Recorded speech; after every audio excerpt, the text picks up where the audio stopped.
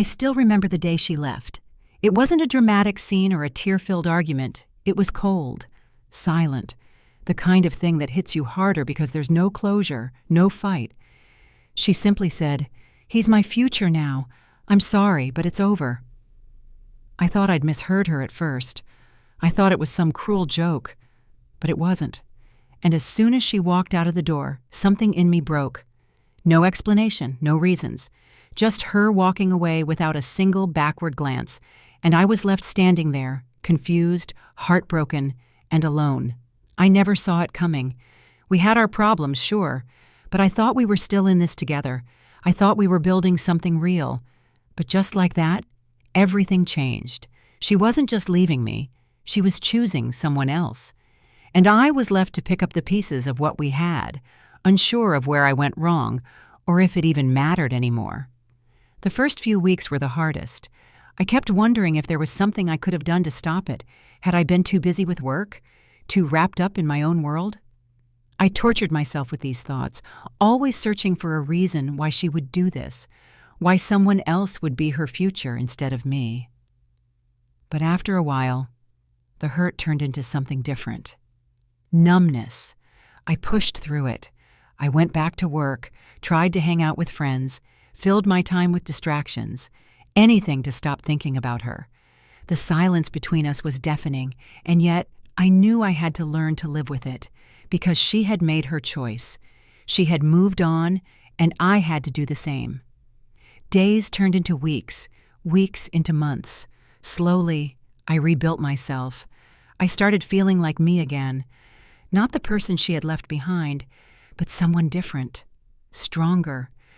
I started to believe that I was better off alone, and yet in the quiet moments, I couldn't help but think of her, of what we had.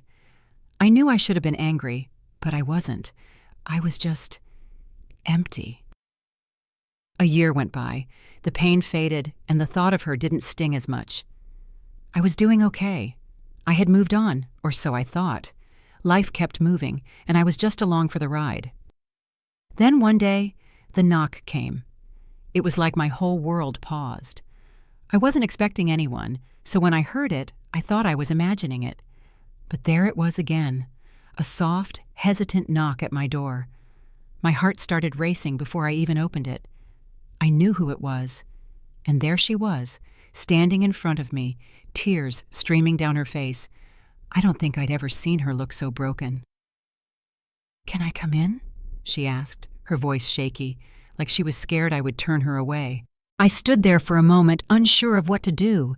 After everything that had happened, I had every right to shut the door in her face, to tell her to leave and never come back. But I didn't. I couldn't. There was a part of me that still cared, a part of me that wanted to know why she was standing there crying when just a year ago she had left me without a second thought. I stepped aside and let her in. She sat on the couch, looking like a stranger, yet still familiar. Her eyes were red from crying, her hair disheveled like she hadn't slept in days. There was a long silence between us. Neither of us knew where to start. How do you even begin to speak to someone who had shattered you and yet was now standing in front of you, vulnerable and broken? "I've thought about you every day," she started, her voice barely above a whisper. "I know I don't deserve your forgiveness, but I need you to hear me out. I've made so many mistakes, and I can't live with the guilt anymore. I thought I was doing the right thing when I left, but I was wrong, so wrong." I didn't say anything at first. I didn't know how to respond. She had left me for him. For a year, I had lived with the idea that she was with someone else, and now she was here, crying in my living room, asking for forgiveness. "I thought I was in love with him," she continued, her voice trembling. "But I wasn't. I was just running from my own fears. I thought I needed someone else to be happy, but I was lying to myself. I've missed you so much. I miss what we had. I miss you." Her words hung in the air, and I felt 1,000 emotions flood through me. Anger, hurt, confusion, and even a little bit of hope.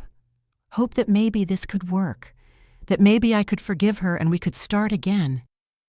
But I couldn't shake the memory of how she had walked away from me, without a word, without a fight.